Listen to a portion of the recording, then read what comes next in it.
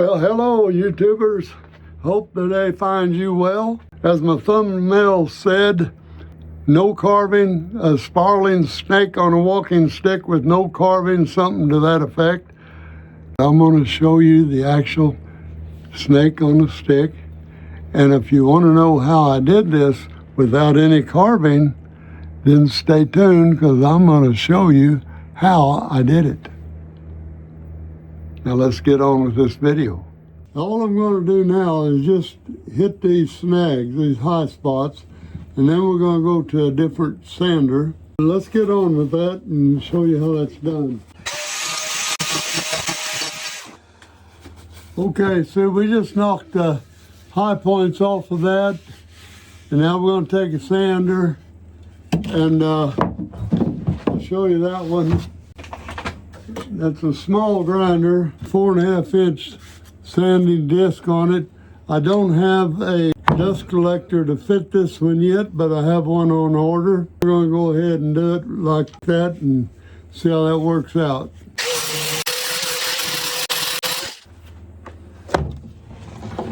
Notice when you're doing this sanding with an angle grinder, don't want to put it down and then take off because it'll leave a mark. And if you don't want that mark, then you just touch down running like this. I'm going to take my orbital sander now and we'll smooth all this out to where we want it, and then we'll be done with the sanding.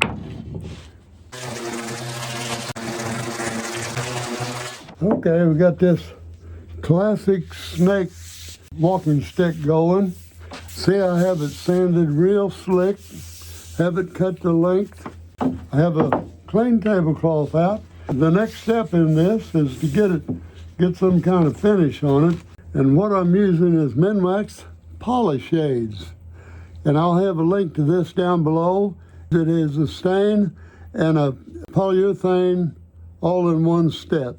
And we'll get a 1-inch brush, stir this poly up real good, and I'm just going to apply it now.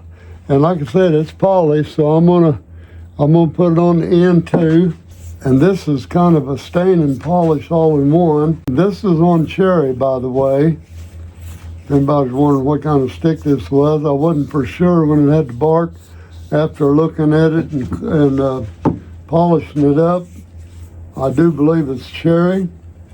And that's a beautiful wood, beautiful grain. We'll see what it looks like. Now with this poly, I'm hoping it has a little bit of sheen on it. I coat all my sticks with 3 coats of some sort of poly, or I put resin.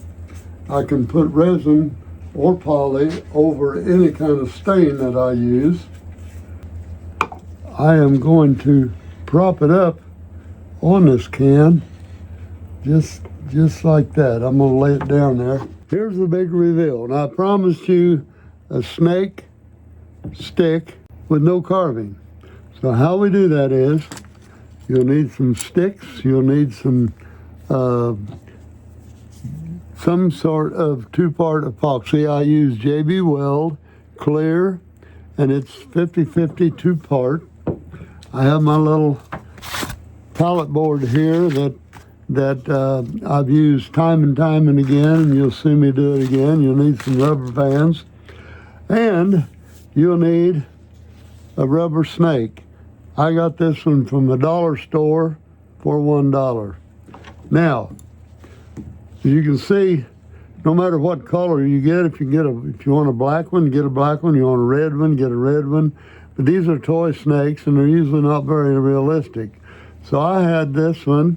I just didn't want to film that, but I put some black acrylic paint over the whole body. And I'm going to put the eyes in a little later.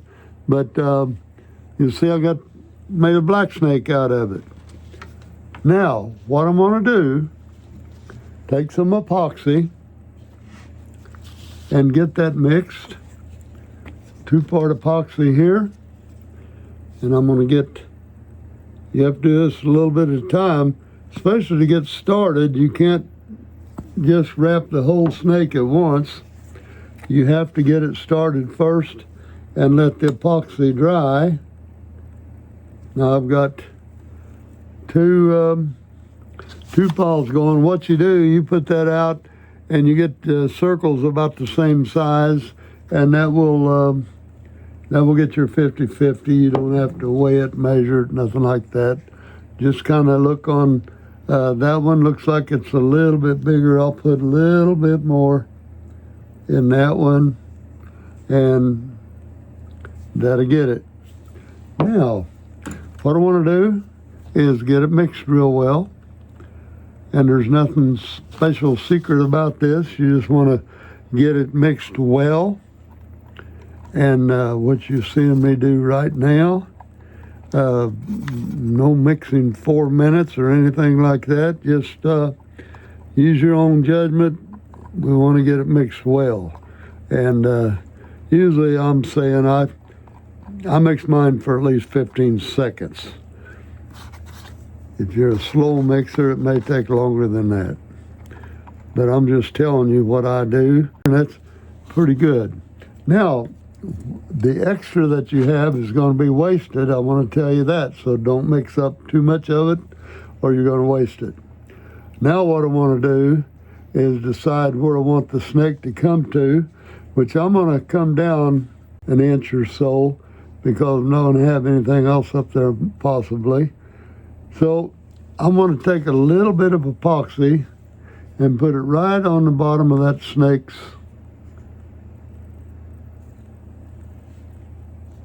right there. And it's going to be right there. And I'll get a rubber band here and I'll put that right around that head. Put that first one real good. That's going to hold it down there on that epoxy. Kind of tricky here.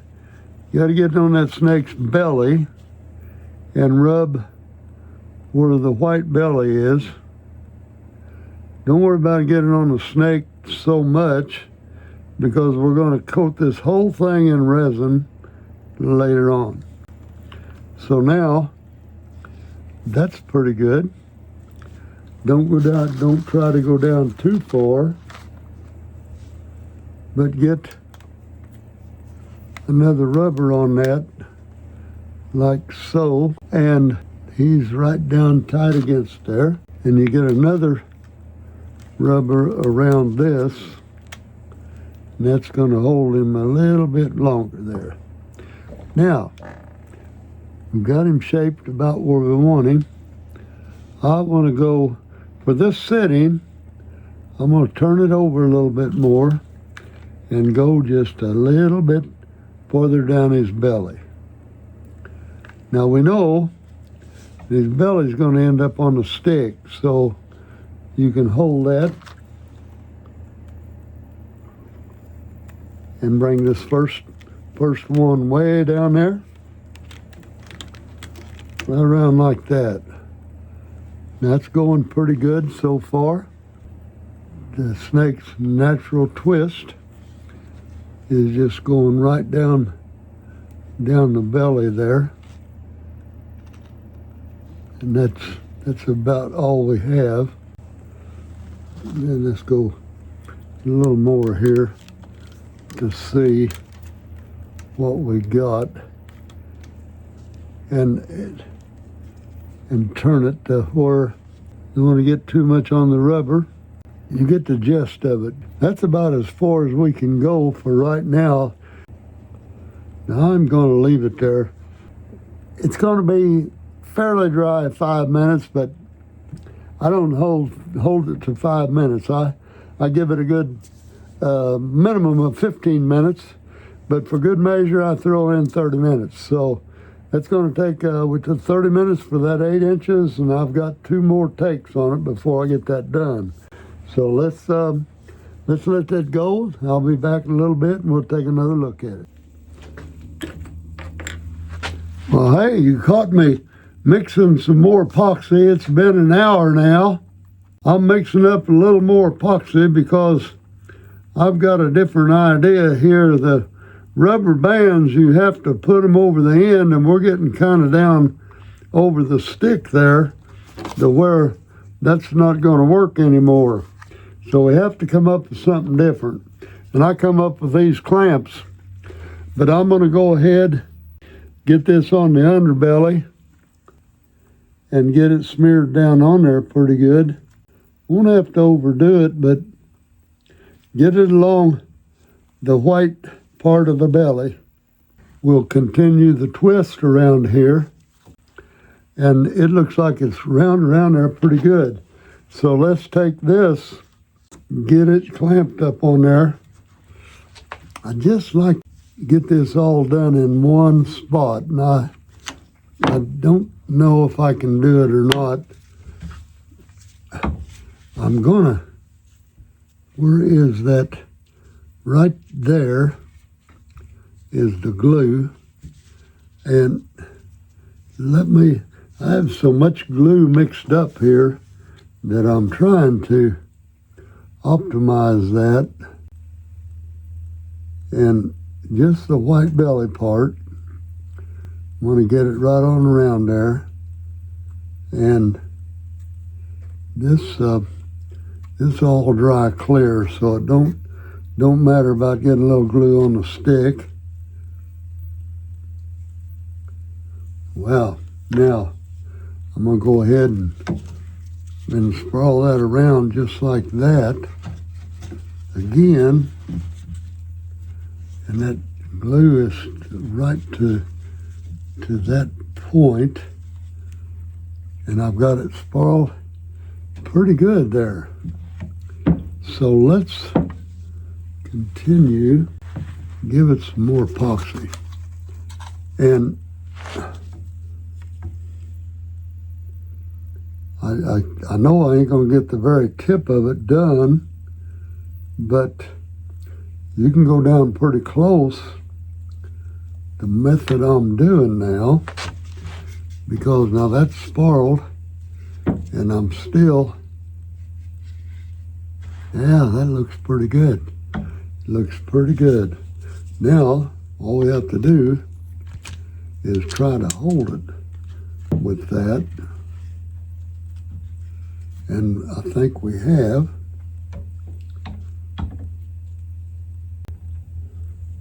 Let me try getting a rubber band all the way up the stick here from this end. I'm going to see how that does. We'll get that all the way up here, and I'll get it down over this tail. Right there. I'll get another one, and I'm going to pull it up there also, just like this. And then I'm going down over the end of the stick, and we're going to pull up toward the tail here. And I'm going to put that down there to hold that tail some more. What I'm trying to do is take this clamp off of it, because it leaves a very good indention in there. I think we're all right. And that little bit we'll epoxy that down later. So let's let that dry thoroughly, and we have our snake on there.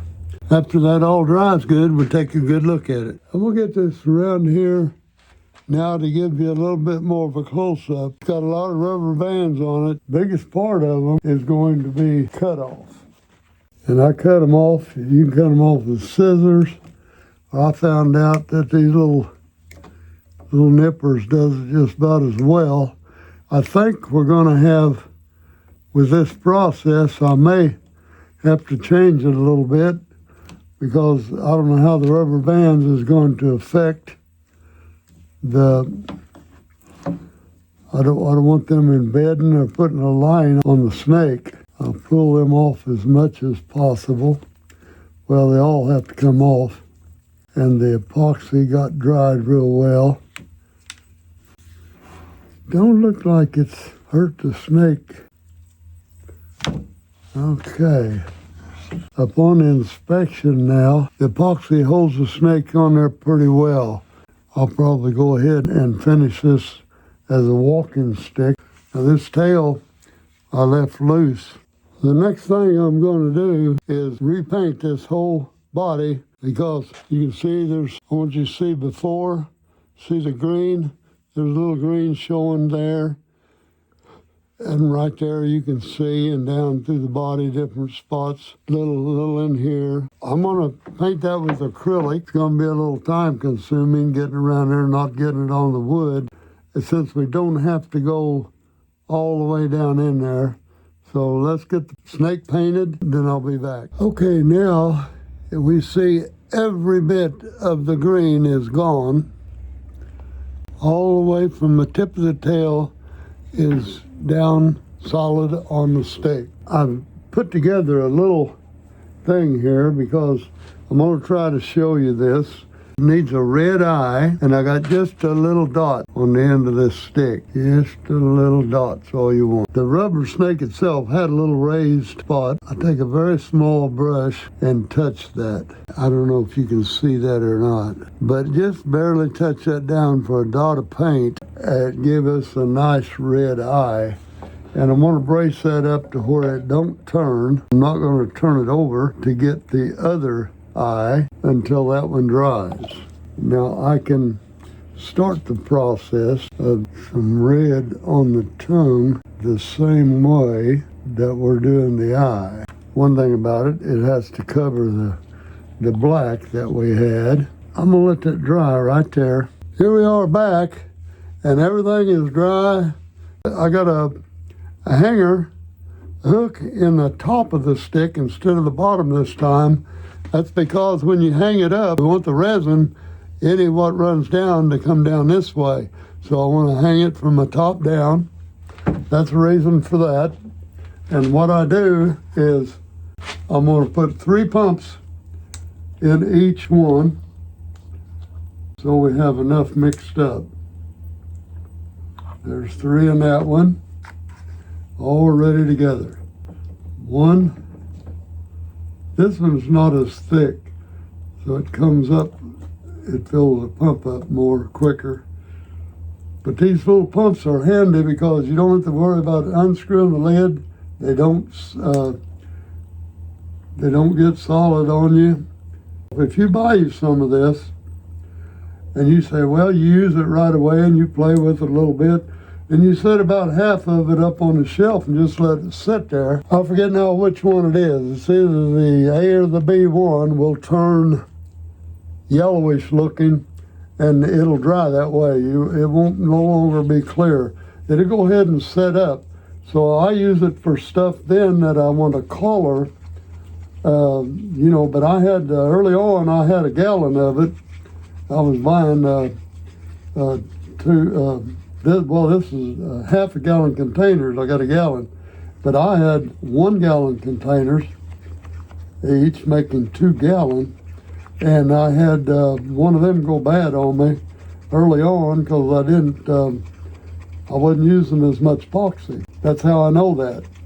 So just a little heed of warning there. Don't buy it too early. Don't buy a large quantity of it if you're not going to use it. And I'd advise, if you're just starting out and playing with it to see what it'll do, you can buy half-gallon size. That's 4 quarts in each container, and it's about half this size. I'd recommend that to get started, because you never know what kind of ideas you're going to get once you start using this stuff.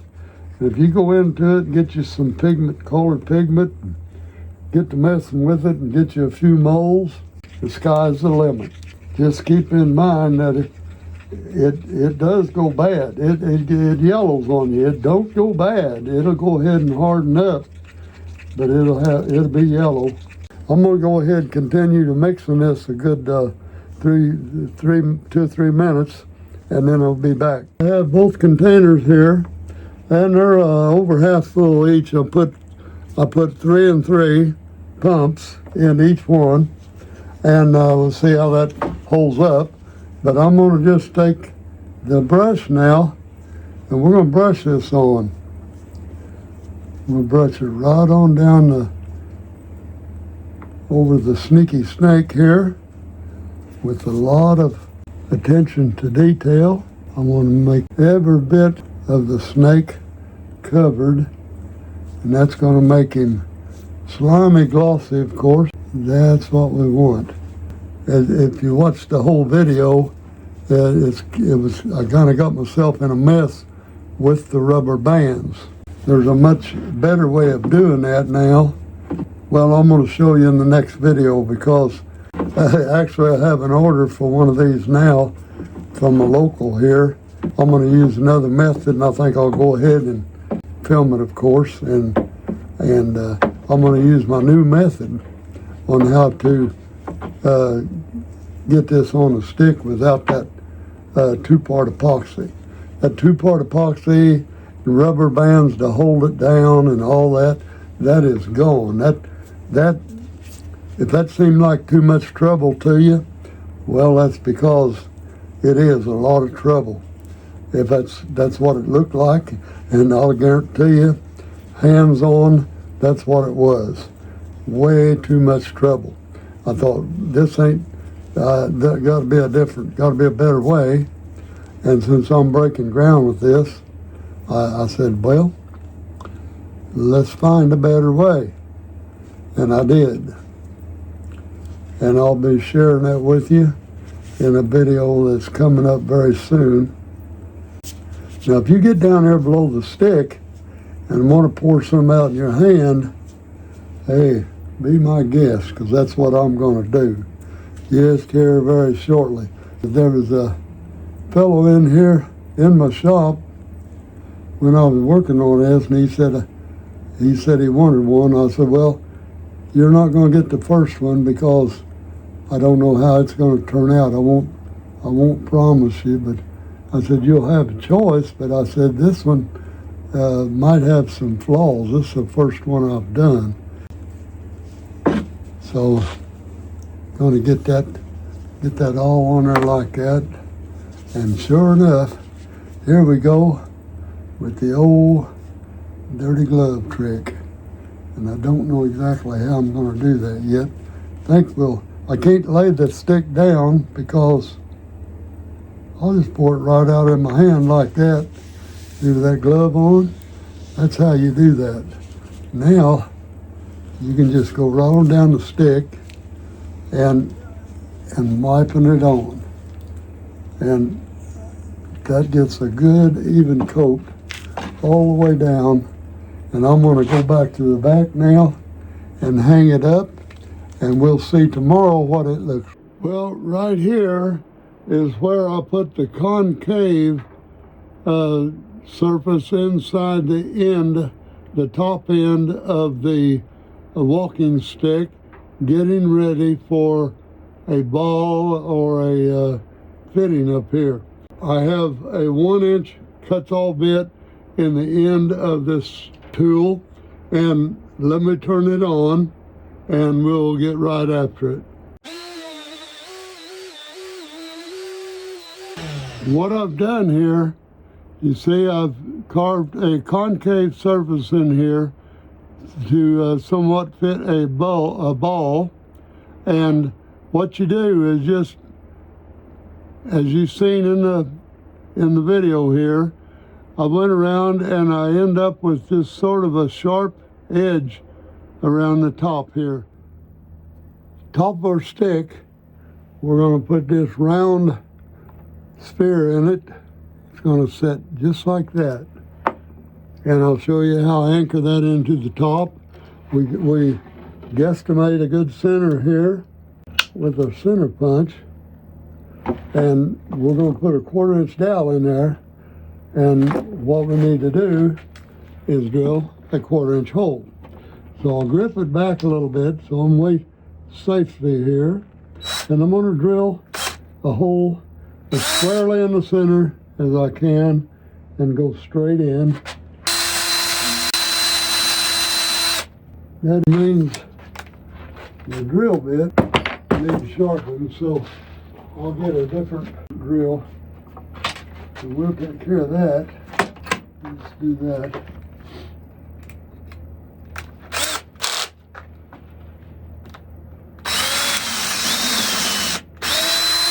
Now that made a difference. Now, what I want to do with that same drill, we're going to drill a hole dead center of this. Here we're getting set up now, and what I use is this wooden clamp. And what you do first is close it up, and you just make a 90-degree angle on each side here. It'll look like a box when this is closed. But what that does then, when you lay it down and put your sphere in it, it will hold that sphere squarely for you right there, and we will get it pretty much level there, tighten it up, and then we put our 1/4-inch drill, same one, in the chuck, and we tighten it up. Okay, now we bring our mandrel down here to where it's going to drill quite easy. But I just touch down and kind of look. We got a good center there, so I'm going to drill down a little, make sure we get a 1/4 inch in there, and I'm pretty sure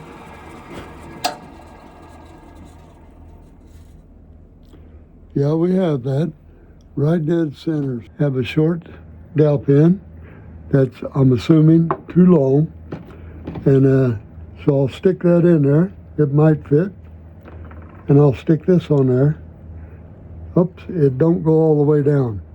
In other words, it don't go down in the convex that I cut. So what we do, take the black off, and I'll make a mark in here. Then I take that out, and then I take the other end and put it in there, and I'll make another mark right there. Now, this distance here to here is the distance I have to take off of that dowel pin. So I'll take that, I'll measure that, and then I'll cut that off. So, be right back. So now you see I have my dowel rod cut off, and that's ready to insert in the hole. So what I'll do is I have my epoxy mixed up there, and I will put some of that in this right now, in right on the bottom of that spear. And I'm going to take I have a little mark on there, so I'll stick that down in that hole. Now I think we got it. We'll know when we get it on the stick here. Now I'll raise that stick up as much as possible, but don't get in too big a hurry. Is bring this up like this, and then I can get the glue, the AB glue that we just mixed up. I want that all on the edge of that hole, all the way around on the inside there, and some actually over in the hole.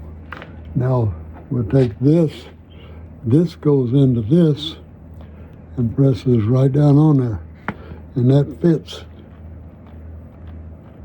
You put some pressure on it now, and that fits right down in there, snugly all the way around. We'll let that dry about 15 minutes, and we'll be back. Okay, here we are, ball's dried. It's been 15, 20 minutes, and I'm back here now to put a wrist strap on this. This one, with the snake wrapped around it, we don't want a lot of wrap or hand wrap everything to cover that up.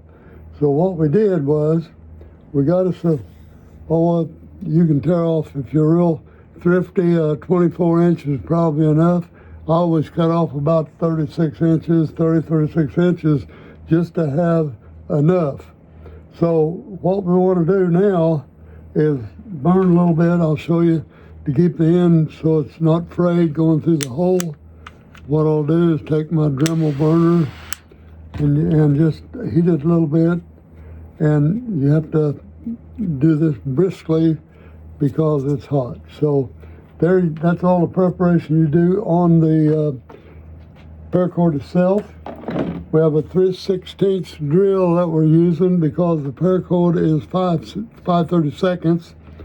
So we're gonna drill this hole now so it don't go through the snake's body.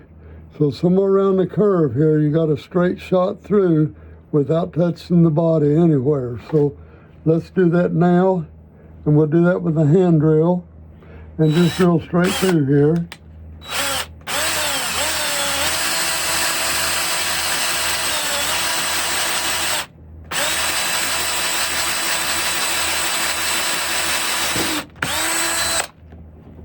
They come out over there.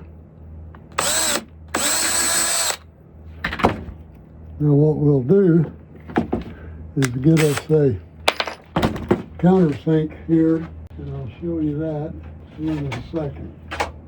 I'll take one of these, put that in the drill, and this puts a countersink on the edge of that hole. That tapers that hole going in and kind of cleans it up a little bit. And do that on both sides. And that takes those splinters away. And you can see it left a little countersink on that hole. So what we'll do now is put the paracord through that hole and get us a little knot. Now we'll stick our paracord right through that hole, and it should fit with the hole just slightly over. Goes through there real nice. Now you don't want to tie it over the snake's body. You want to go to the other side, just like that.